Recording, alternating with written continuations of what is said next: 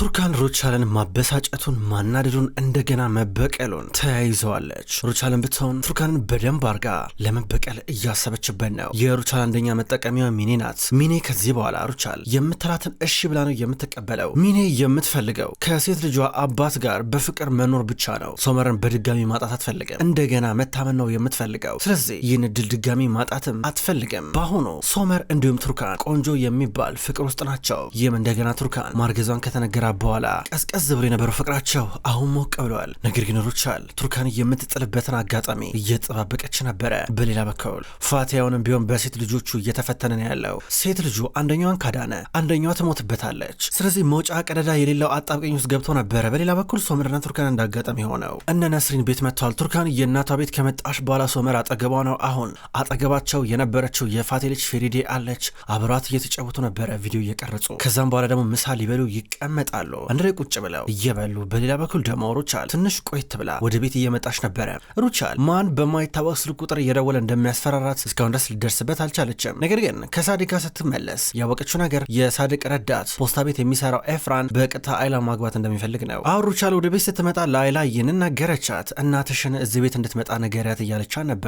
ሁሉ ነገሩ ትውውቁ እንዲሁም ሌሎች ነገሮች እንዳለ እዚህ ቤት ይሆናሉ። ሩቻል ይህን ስትነግራት አይላ በጣም ተደሰተች። በአይላ መደሰት ሩቻል ደስ የተሰኘች ይመስላል። ሰርፕራይዝ ዶና እያየቻት ነበረ። ሶመርና ቱርካን ወደ ቤት እየተመለሱ ናቸው። እኔ ምልሽ ምንድን ነው ችግር አለ እንዴ? በአንቺና በእናትሽ መካከል የተፈጠረ ነገር አለ እንዴ? ቅድም ፊታችሁ ላይ ደህና ነገር አላየሁ ማለት አያራ እንደዛ የሚባል ነገር የለም ከኔ ያመጣው አለችው። አላውቅም ግን ቅድም ገና ከበረሰት ገቢ እናትሽን ሰላም አላልሻትም ነበረ። የተፈጠረ ነገር ካለ ነገርኝ። እንደገና ደግሞ በስነስርዓት አላወራችሁ ነበር። ቅድም ምግብ እየበላንም እንደ ድሮ አልነበረም ስታወሩ የነበረው ምንድን ነው አላት። ምንም አይደለም ባካጎቴ ፋቴ ስለመጣ ነበረ ሴት ልጁን ይዟት መጥቷል ለዛ ነው በማለት ነገርችው። ድብስብስ አርጋ አለፈችው። በሌላ በኩል አሁን ኦዛር ልጁ ሙስጠፋን ኢዝሚር ይዞት መጣ። ከዛም በኋላ እሱ በግሉ የከፈተው ድርጅት ነበር። ሩቻሌን አታውቅም።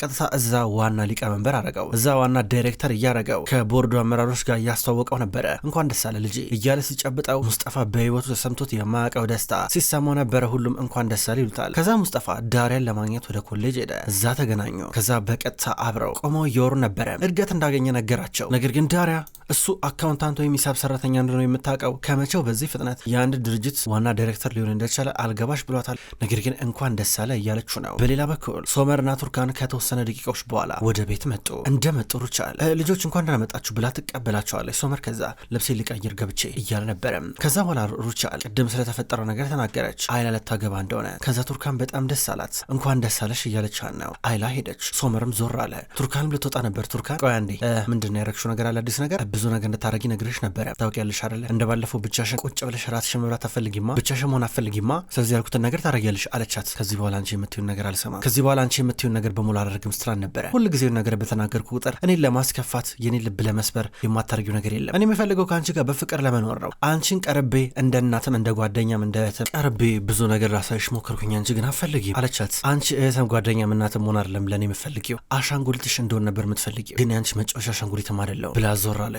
ሩቻል እስኪ እሱን አብረን እናያለን ማን አሻንጉሊት እንደሚሆን አብረን እናያለን ብላ ጭንቅላቷን እየነቀነቀች ነበረ። ሶመር ወደ ክፍሉ መጥተዋል። ቱርካን ተከተለው እየመጣች ነው። ሊወጣ ነበረ። ሁለቱም መሳሰማቸውን ቀጠሉ። ከዛ ዛሬ ወዴት እንደሚሄድ እየነገራን ነው። ሁለቱም እንደዚህ መላፋታቸውን ቀጠሉ። ከዛ ማታ እራት እንብላ ውጪ ተባባሉ። እሷ ነበረች ይህን ሀሳብ ያመጣቸው፣ አሳመነቸው። ከዛ አብረው እየወጡ በር ላይ ስለዚህ ጉዳይ እያወሩ ቀጥታ የሰማቻቸው ሩቻል ነበረች። ከዛ ሩቻል ዝም ብላ ስታይ ቱርካናንም ቢሆን እሷን ማናር ነበር የቀጠለችው። ወይዘሮ ሩቻል ይኸውልሽ ብርጭቆ ምናምን ነገር መሰባበር ለምደሻል፣ ችግር የለም ሌላ ደርዘን ብርጭቆ አስገብቻለሁ፣ ችግር የለም እሺ ሰባብሬ ብላ ነበር ሄደችው። አሁን ቱርካን ምሳዋን ልትበላ መጣችና ውሃ የያዘውን ብርጭቆ ልትሰብረው ብላ እጇን ከፍ አረገች። ከዛ ቱርካን የነገረቻትን ነገር አስታወሰች፣ ተናደደች። ምሳዋን ልትበላ እየተቀመጠች ነበረ። በሌላ በኩል ሚኔ ብቻዋን ናት።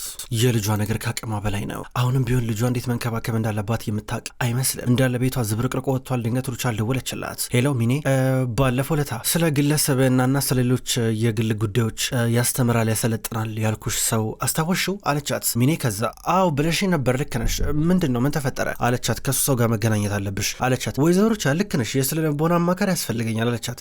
የስለ ልቦና አማካሪ ነው የሚያስፈልግሽ፣ ሌላ አሰልጣኝ ነው የሚያስፈልግሽ። በቃ በኋላ ስልኩን ልክልሻለሁ ትደውይለታለሽ፣ ትገናኛላችሁ፣ ማታ 4 ትበላላችሁ አለቻት። ማታ 4 ልንበል አለቻት። አዎ ትበላላችሁ፣ ችግር የለም አለቻት። ከሰዓታቶች በኋላ ጊዜው ደረሰ። አሁን ሶመርና ቱርካን ቁጭ ብለው ራት እየበሉ ነበረ። ሶመር የቱርካን ቁንጅና እያደነቀ ነበረ። እንዲህ አብረው እየተጫወቱና ራታቸውን እየበሉ ድንገት ሚኔ መጣች። ሚኔ የመጣችው ከአንድ ሰው ጋር ነበረ። ሶመር እሷን ከሌላ ወንድ ጋር ሲያይ እየደነገጠና እየበረገገ ነበረ። ፊቱ ላይ ንዴትም፣ ብስጭትም፣ ቅናትም የሚመስል ነገር ይታያል። ቱርካን ለምን ሶመር በአንድ ጊዜ እንደዚህ እንደተቆጣና ለምን እንደዚህ እንደተናደደ አልገባትም። በሌላ በኩል ፋቴ ማታ ሰክሮ እየመጣ ነው ያለው። ፋቴ ሰክሮ እየመጣ ሳድቅ ከበር እየተቀበለው ነበረ። ፋቴ እያለቀሰ ነው። ፋቴ ተስፋ የለኝም እያለ ነው። ፋቴ ከዚህ በኋላ ወይ ዶኖሽን ወይ ደግሞ ፌሪዴን ከሁለቱ አንዳቸውን ብቻ ማትረፍ እንደሚችል ሲገባው አሁን ዞረበት። ወደ ቤት ከመጣ በኋላ ሳድቅ እንዲሁም ነስሪን እያባበሉ ናቸው። እሱ ቁጭ ብሎ ማልቀሱን ጀመረ። ምን ላርግ ከዚህ በኋላ እስኪ ዶኖሽ ታማሚ ናት። ዶኖሽን ለማዳን ከፈለኩ ልጄን ፌሪዴን አጣለው፣ ፌሪዴን ለማዳን ከሞከርኩ ደግሞ ዶኖሽን አጣለው። ግራ ገባኝ እኮ እያላቸው ነው። እነሱ ደግሞ ተራ በተራ ተስፋ አትቁረጥ፣ ተስፋ አይቆረጥም እያሉ ለሁለት እየወተወቱት ነበረ። ሁላችንም እንመረመራለን፣ ኔዜትም ትመረመራለች፣ ከሆነ ይሆናል እያሉ ነበረ። ፋቴ ግን በጭራሽ አልመስልህ እያለው ነው። ስለዚህ በጥርጣሬ ሆነው ተስፋ መሆኑ ተሟጧል፣ እያለቀሰ ነበረ። ሶመር አሁን ሚኔ ላይ እያፈጠጠ ነው ያለው። ቱርካን ለምን ሶመር እንደዚህ ብስጭት እንዳለ አልገባሽ ብሏታል። ሚኔ ፈገግ ብላ ከአንድ ሰው ጋር እየተቀመጠች ነው። ሶመር ዝም ብሎ ካያት በኋላ ከተቀመጠበት ተነሳ። አሁን ቱርካን አራ ቁጭ በል እያለችው ነው። እሱ ግን በፍጹም እየሰማት አይደለም። ፋቴ አልቅሶ በመጨረሻ ማታ ላይ ደግሞ ወደ ሴት ልጆቹ ወደ ተኙበት ክፍል መጣ። ከዛም በኋላ ወደ ዶኖሽ ተጠጋ። የሆነ ነገር እያለበሳት ነው። ከዛ በአንድ በኩል ደግሞ ፌሪዴ የቱርካን አልጋ ላይ ተኝታ ነበረ። ወደ እሷ ቀረብ ብሎ ነገር እየደረበላን ነበረ። እሷ አጠገብ ሆኖ ያለቅሳል። ዶኖሽ ባነነች። በጣም አሳዝኗት እያየችው ነበረ። ሶመር ወደ ሚኔ ቀረበ። ከዛም በኋላ እንዴት ናችሁ እያለ ነበረ። ከዛም በኋላ ሚኔ አስተዋወቀቻቸው። እሱ ኢንጊን ይባላል፣ ሶመር ኢንጊን ተዋወቁ ስትል ነበረ። ጥሩ እሺ አመሰግናለሁ። ኪራዝን የጥለሻን የመጣሽው ብሎ ኮስተር ብሎ ጠየቃት። እናት ጋር ናት ያለችው በማለት ነገረችው። እኔ ሲጀመር ስለዚህ ጉዳይ ለምን አላወቅኩ መጀመሪያ አላት። እንዴ ሶመር ደወልኩላት፣ ሰጠዋት፣ ምን ላርግ፣ ምን ማድረግ እችላለሁ? ሁሉንም ነገር ለአንተ ማሳወቅ አለብኝ እንዴ አለችው። አለብሽ፣ ጥሩ በቃ ብሎ ትቷቸው ሄደ። ከዛ ተቀመጠ። ሲቀመጥ ምንድን ነው ምን እየሆንክ ነው ያለው አለችው። አይ አይደለም ኪራዝን አጠገቧ ሳጣት እኮ ግራ ገብቶኝ እኮ ነው፣ እንደ ባለፈው ደግሞ የጠላት ነው የመጣችው ብዬ ደንግጬ ግራ ገብቶኝ በማለት ጠየቀ። እንዲህ ሲል አልገባኝም ለምን እንደዚህ እንደተናደርክ ሶመር፣ ትንሽ ይህን ነገር ያካበድኩ አልመሰለህም? ለማንኛውም በቃ እንሂድ እሺ አለችው። ሚኔ ደግሞ በአንድ በኩል ለኢንጊ የኪራዝ አባትን የድሮ ፍቅረኛ ትለዋለች። ገብቶኛል፣ ይሄ የሚጠበቅ ንዴት ነው፣ ችግር የለም እረዳሻለሁ እያላ ነበር። አዎ የመጀመሪያም የመጨረሻም ፍቅረኛ ነው አለችው። ከዛውንም ታፈቅራለች እያለ ነው። አዎ እያለችው ነበረ። ሶመርና ቱርካን ሂሳባቸውን ከፍለው ተይዘው ወጡ። ኢንጊን ከዛ ሚኔን ይመክራት ጀመረ። በመጀመሪያ ደረጃ ራስሽን ውደጂ፣ ለራስሽ ድንበር ይኖርሽ እያለ በጣም ብዙ ምክሮችን ሰጣት። በራሷ እንድትተማመን፣ ከዚህ በኋላ ተመሳሳይ የሆኑ ስህተቶችን እንዳትሰራ፣ እንዲሁም ደግሞ በራሷ እንድትቆም እየነገራን ነበረ። ከዛ እሷ እስካሁን ድረስ አንተን አለማግኘቴ በጣም ነው የሚጎዳኝ እያለችው ነበረ። በጣም ደስ ብሏት ብዙ ምክር እየሰጣት ስላለ። በሌላ በኩል ሩቻል ኪራዝን የልጅ ልጇን አቅፋለች። ከዛም በኋላ ድንገት በውጭ በኩል ድምጽ ሰሙ። አይላ ወጣች። ስትወጣ ማንም የመጣ የለም። ማን የመጣው ስትላት ማንም አልመጣም ብላ መለሰችላት። ድምፁን እኩል አንድ የሰማነው ማንም አልመጣም ማለት ምን ማለት ነው ብላ ሩቻል ሕፃኗን ኪራዝ ለአይላ ሰጠቻትና ወደ በሩ ተጠጋች። የሆነ ነገር ሲንኮሻኮሽ ሰማች። ፈራች። ሩቻል ከተወሰነ ጊዜ ቀን ጀምሮ ፈሪ ሆናለች። በሩን ከዛ በደንብ አርጋ በቁልፍ ብዙ ደረባ ከቆለፈች በኋላ ትመለሳለች። ወዲያው ነበረ ቱርካንና ሶመር ድንገት የደረሱ። ቱርካንና ሶመር ተያይዘው ወደ ውስጥ ሊገቡ መኪና ውስጥ ሆኖ ትንሽ እየወሩ ነበረ። ከዛ በሚኔ ጉዳይ መጨቃጨቅ አቆሙና ተስማምተው እየሳማት ወደ ውስጥ ተይዘው እየገቡ ናቸው። አይላ መታ በሩን ስትከፍተው በጣም ታግላ ነበረ። ምን ተፈጠረ በማለት ሶመር ጠየቀ። አይ አይደለም ሰሞኑን የሆነ የሚያስፈራ ሆረር ፊልም አይቼ ነበረ፣ ያው የሆነ ድምጽ ሰማ ምናምን ነገር እሱ እየመጣብኝ ትላለች። ከዛ ሶመር እሺ ብሎ ወደ ውስጥ ገባ። ከዛ ሩቻል ቱርካን ላይ ናነግርሽ ብላት ወደ ኪችን ይዛ ገባች። አንቺ በቃ ምንም አታርፊም ማለት ነው? ይኸውልሽ አሁንም ቢሆን እንደዚህ ማድረግሽን እስከቀጠልሽ ድረስ ሚኔ ከባልሽ አትላቀቅም እሺ? ልክ እንደ ዛሬው ምሽት አይነት በጣም ብዙ ክስተት ይፈጠራል እሺ እያለቻ ነበር። አይ ሩቻል አሁንም ቢሆን በሚኔ ልታስፈራሪኝ ነው? ሚኔ ያወላ ነገር እኔ ህይወት ውስጥ ካረገሽ በኋላ ያወላ ጥፋት ካጠፋሽ በኋላ ህይወታችንን ካመሰቃቀለችው በኋላ አንቺም እኮ ተጎድተሻል። ከዛ ሁሉ በኋላ አሁንም በእሷ ታስፈራሪኛለሽ አለቻት። ነግሬሻለሁ እንግዲህ ከዚህ በኋላ አልነገረችኝም እንዳትኝ ትላታለች። ምንም ቢፈጠር ምንም እኔ አንቺ መጫወቻ አልሆነም፣ ይሄን በደንብ ወቂው እያለቻ ነበር። ትታት ሄደች። ሩቻል እንደ ቱርካን አይነት ሰው የገጠማትም አይመስልም። በጠዋት ቱርካንና ኦዛር ተገናኙ። ቁጭ ብለው እያወሩ ነበረ። እዛው ቤት ውስጥ ናቸው በውጭ በኩል። ከዛ ቱርካን ከሲቪሌ ጋር መስራት ማቆም እንደወሰነች ነገረችው። ከዛም በኋላ እሱ ጥሩ ውሳኔ ነው እያላን ነው። በጣም ደስ አለው። ግን አንተንም ከእሷ ጋር ትገናኛለህ አይደለ አለችው። ያው ለልጅ ብዬ እያላ ነበር። ለልጅ ብለህ እንዴ ሙስጠፋን እኮ በየቀኑ እኮ ማየት እኮ ትችላለህ፣ ከእሷ ጋር ምን ያገናኘዋል አላት። ቱርካን ነገሩ ትንሽ ውስብስብ ነው እያላን ነበረ። እንግዲህ ምንም ማድረግ አልችልም፣ ያው አንተም ከእሷ ጋር ያለን ግንኙነት ብታቆም ጥሩ ነው ላለው ልክ እንደኔ እያለችው እንደምታስብ ቀላል ስላለን እኮ ነው እያላን ነው። ሁለቱ አብረው እያወሩ ሩቻል ድንገት መጣች። አሁንም ቢሆን በር ሲከፈት ድምፅ ስትሰማ በሩቁ ፍራቷ አለቀቃትም። ድንገት የሆነ ሰው መጣ። የሆነ ቃል ይደርስ ነበረ። ካሜራ ታዞ ነበረ። ካሜራውን ይዞት መጣ። ከዛ አይላ ተቀበለችው። ሶመር በካሜራው እየቀረጸ ወደ ውስጥ እየገባ ነበረ። ትላንትና ግን ስንት ሰዓት መጥተህ ነው? ሌሊት ነው እንዴ መጣው ብላ ሩቻል ኦዛርን እየጠየቀችው ነው በቱርካን ፊት። እኔ እንግዲህ ስደውልሽ ነበር ስልክሽ ጠፍቶ ነበር አላት።